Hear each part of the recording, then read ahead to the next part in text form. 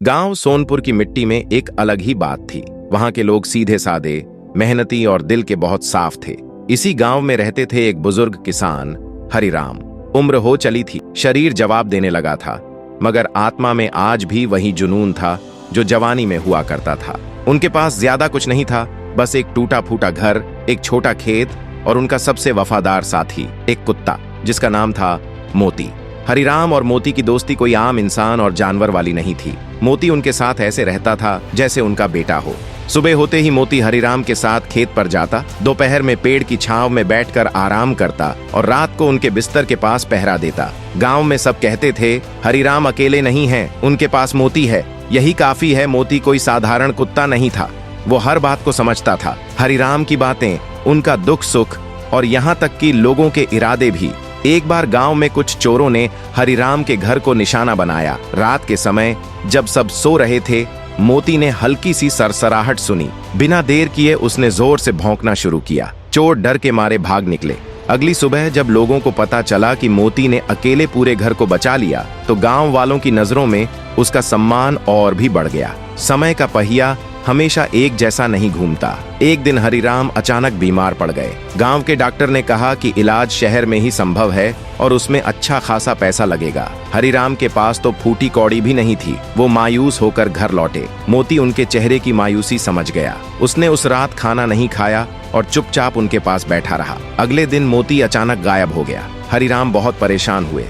पूरा गांव खोजने निकला, लेकिन मोती कहीं नहीं मिला। 3 दिन बाद जब हरिराम घर के बाहर बैठे थे, तभी मोती लौटा, मगर उसके मुंह में कुछ था। वो एक थैला था जिसमें पैसे थे। हरिराम चौंक गए। उन्होंने सोचा ये पैसे कहां से आए। तभी गांव के मुखिया खुद उनके घर आए और बोले, मोती पिछले 2 दिन से हमारे खेत में आता था और वहां कुछ काम करता था।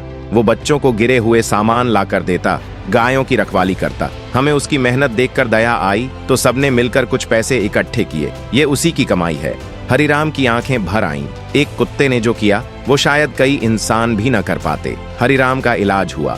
धीरे धीरे वे ठीक हो गए, मगर उनकी किस्मत अभी और इम्तिहान लेने वाली थी। एक दिन गांव के एक धनी जमींदार की कीमती चीजें चोरी हो गईं।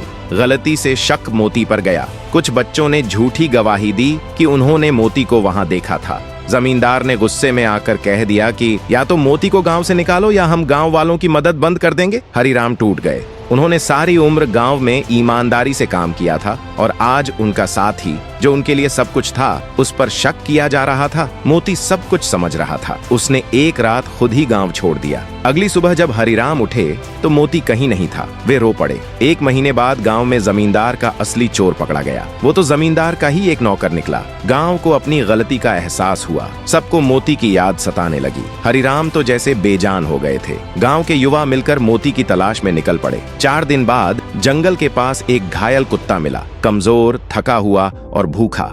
वो मोती था। उसे गांव लाया गया। हरिराम ने उसे सीने से लगा लिया और फूट फूट कर रोए। गांव वालों ने उस दिन एक बड़ा भोज रखा और मोती को गांव का रक्षक घोषित किया। उसके लिए एक छोटा सा स्मारक भी बनाया गया, जहां लिखा था, वफादारी का दूसरा नाम मोती। मोती की कहानी हमें सिखाती है, वफादारी केवल इंसानों की खूबी नहीं होती। एक जानवर भी दिल से निभाता है तो जिंदगी बदल देता है। ईमानदारी वो दौलत है जो न दिखती है, न बिकती है, मगर दिलों में अमर रहती है। कभी भी किसी पर बिना सोचे समझे शक नहीं करना चाहिए। सच देर से सामने आता है, मगर जब आता है तो गर्व और पश्चाताप दोनों साथ लाता है। अंत में मोती जैसे पात्र हमें ये याद दिलाते हैं कि इंसानियत केवल इंसानों तक सीमित नहीं होती। कई बार जानवर भी वो सबक दे जाते हैं जो बड़ी बड़ी किताबें नहीं सिखा पाती।